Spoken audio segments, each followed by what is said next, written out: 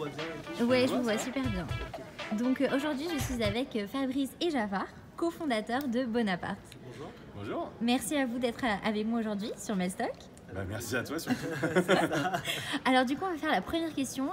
Fabrice, décris-toi en 3 mots. Ah oula. Tu vas direct quand même. Hein. Ah oui, C'est- direct. En 3 mots seulement. Ouais. Enfin, c'est. Alors, je suis résilient. Je, je suis cérébral Cérébral, ouais. et je suis fun. Fun. Ok. Jafar, vas-y, en 3 mots. Alors moi je dirais entrepreneur, Mhm. passionné et persévérant. Ok, alors, qu'est-ce qui vous a poussé à entreprendre? Bah, Jafar, vas-y. Et du coup plusieurs raisons. Déjà j'avais commencé par faire de l'informatique au départ et j'étais assez frustré en fait de travailler pour des entreprises et de vendre des solutions sans les mettre moi-même sur le marché. Alors que finalement, en fait, il suffisait juste de rajouter une partie marketing et une partie business en fait, que j'aimais beaucoup en fait. Donc je me suis dit pourquoi ne pas se lancer dans l'entrepreneuriat. Et du coup j'ai eu des expériences avant de rencontrer Fabrice, où du coup j'ai lancé 2 startups, Street for Fit et Peers Up. Super. Et là du coup on s'est lancé dans Bonaparte. Ok, top. Fabrice, Ouais. pourquoi tu t'es lancé dans l'entrepreneuriat? Bah moi en fait c'est parce que je me suis aperçu que les grandes boîtes c'était pas fait pour moi, que je voulais vraiment avoir un impact direct sur les choses. Pour moi il y a vraiment une dimension, avoir un impact sur la société directement. Donc clairement c'était ma motivation. Après il y avait comment le faire et moi je suis sorti d'HEC il y a un petit moment Ouais. et en fait j'ai trouvé que c'est le meilleur moyen de réaliser un peu mes ambitions, c'était d'être dans les startups et que ce soit. Alors j'ai fait par exemple du dating, donc des sites de rencontres, ou Ok. des apps de rencontres. Et en fait, voilà, pour moi ce qui me motivait, c'était que clairement les gens ils trouvaient ce qu'ils avaient à trouver, mais Exactement. c'était direct. Et après, j'ai aussi fait de l'e-commerce. Là, on fait un projet. Enfin, on a une boîte qui existe dans l'immobilier. Donc si tu veux, c'est vraiment l'impact direct. Là, on peut impacter la vie de millions de personnes. Et pour moi, c'est vraiment la motivation première. Après, tu as un côté, c'est clair que l'entrepreneuriat, je pense que c'est vraiment pas fait pour tout le monde. Il y a des côtés qui sont durs. Et des moments où on se remet vachement en question. Surtout, personnellement, je pense que on se remet vachement en question, mais à nouveau, moi je crois que c'était évident pour moi si je voulais accomplir mes ambitions, aller dans le sens de mes ambitions. Après, ce que je trouve intéressant aussi justement dans notre rencontre avec Fabrice et où on s'est vraiment rendu compte que tous les deux on était passionnés par l'entrepreneuriat, c'est aussi parce qu'en fait tous les deux on a vraiment le souci d'avoir un impact sur la société Ouais. et de rendre finalement la société meilleure. Typiquement, on aurait pu choisir un projet dans la réalité virtuelle, ce qui est intéressant, j'encourage les gens à le faire.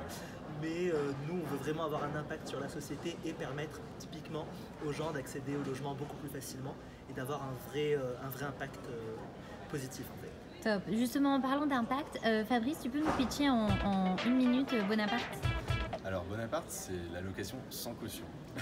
Ah, super. Déjà. Ok. Alors c'est très simple. Le locataire n'a plus à verser ce qu'on appelle le dépôt de garantie. En fait, les 1 ou 2 mois de loyer qu'il doit verser en plus du premier mois, des frais d'agence, etc. Il n'a plus à verser, il devient abonné chez nous. Donc c'est notre client. Et nous, l'autre client qu'on a, c'est le propriétaire qui lui est assuré pour tout ce qui peut être dommages, etc.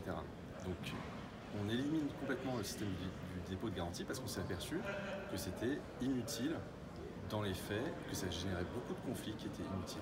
Yes. Donc juste pour compléter, en fait, on devient vraiment le tiers de confiance, en fait, où on élimine complètement la friction entre le locataire et le propriétaire. Et en plus, on offre aussi une couverture en cas une protection juridique, en fait, du propriétaire en cas de litige ou quoi que ce soit. Et on a vraiment ce rôle de conseil aussi, c'est-à-dire que si les locataires ou les propriétaires ont des questions relatives à l'immobilier, nous, on est là justement pour les conseiller et pour les aider. Ouais, si tu veux, globalement, on s'est aperçu, et c'est pour ça aussi qu'on se lance en France, outre qu'on est français, mais c'est parce qu'on s'est aperçu que la France c'était un des pays où la location était le moins fluide. Exact. C'est pas un process qui est fluide du tout, alors qu'en fait, ça devrait. Il y a des pays, tu arrives, tu loues en 2 jours, c'est normal. En France, ça arrive jamais, c'est super rare. on a vraiment un problème de méfiance, si tu veux, entre les propriétaires à l'égard des locataires qu'il faut régler à un moment ou à un autre. Il y a des situations qui sont plus tenables et on pense qu'il faut vraiment régler ce problème et il y a de la place pour le régler. Ok, top. Ok, une dernière question. Si vous aviez un conseil justement à donner aux personnes qui nous regardent et qui veulent se lancer dans l'entrepreneuriat, ce serait quoi, Jafar? Clairement, déjà, ne pas hésiter. Si vous êtes vraiment passionné par le sujet, si vous pensez qu'il y a vraiment une douleur de marché et que vous avez la capacité de la résoudre, clairement, il faut foncer. Il ne faut pas forcément se lancer tête baissée juste parce qu'on se dit c'est qu'on a une une vraie idée. solution à un problème. En fait, ouais, il y a ça, tu as complètement raison, mais je pense que c'est aussi un style de vie qu'il faut adopter. Et c'est pas un style de vie qui est bien courant. sûr. Ok. Ça impose vraiment d'être engagé 24 heures sur 24. C'est pas fait forcément pour tout le monde, franchement, c'est pas du tout une obligation. Et il faut savoir vraiment si ça correspond à sa personnalité, quoi. C'est vraiment un truc, c'est un choix personnel. Donc avoir des idées c'est top, mais il faut réfléchir à quel impact ça va avoir sur ta vie, quoi. D'accord. Juste pour compléter un petit peu aussi, il faut vraiment être super agile en fait, et puis vraiment itérer assez rapidement. Il ne faut pas trop réfléchir et se dire ok, j'essaie de faire le produit parfait avant d'aller sur le marché. Il faut vraiment aller vers les clients, proposer même un petit produit qui marche plus ou moins, une sorte de version minimale finalement. Yes. Et puis vraiment d'avoir un maximum de retours, d'essayer d'itérer, d'essayer d'être assez agile et lean quelque part. Ouais, Ça, c'est vraiment tout le principe ce qu'on aime avec Fabrice aussi. nous, ce qu'on a vraiment fait, c'est le principe hyper lean. C'est-à-dire qu'on lance direct les choses, dès qu'elles sont prêtes. On n'attend pas et en fait on s'est aperçu de tonnes de trucs dont on ne serait jamais aperçu en faisant des études clients parce que les gens ils réagissent complètement différemment quand on leur pose la question théoriquement ou versus quand ils doivent vraiment le faire. Donc le premier conseil c'est vraiment d'itérer et d'aller rapidement avec des MVP vraiment qui sont un minimum fonctionnels, mais vraiment MVP ça veut dire le truc le minimum de chez minimum, c'est pas juste il n'y a pas besoin de développer un site pendant 6 mois. Donc c'est vraiment le conseil pour moi qui est super important. C'est aussi la rapidité et être agile. Typiquement avec Fabrice, on s'est dit bon, il y a peut-être une opportunité aux États-Unis. 2 jours après, on était déjà à Los Angeles en train de rencontrer des gens en Californie de manière générale, des VC, etc. Et en fait, il faut juste pas hésiter, foncer si on est sûr de soi et si on est sûr d'avoir une solution à un problème en fait. Mais après, il faut être prêt à se remettre en question quand on s'aperçoit qu'un truc ne prend pas. Il faut continuer à itérer et c'est pour ça que quand je parlais de résilience, c'est que il y a beaucoup de hauts et de bas dans la vie d'un entrepreneur et en fait il faut les gérer et il faut jamais se décourager et il faut être super persévérant, je pense. Il faut savoir pivoter quand il le faut. Top. Du coup, pour les gens qui veulent suivre un peu Bonaparte, vous avez vos pages Facebook, Twitter, est-ce que vous pouvez nous dire site web, qu'est-ce qu'on doit faire? Alors en fait, si vous poursuivez Bonaparte, c'est hyper simple. Alors déjà, on a notre site bonaparte.com.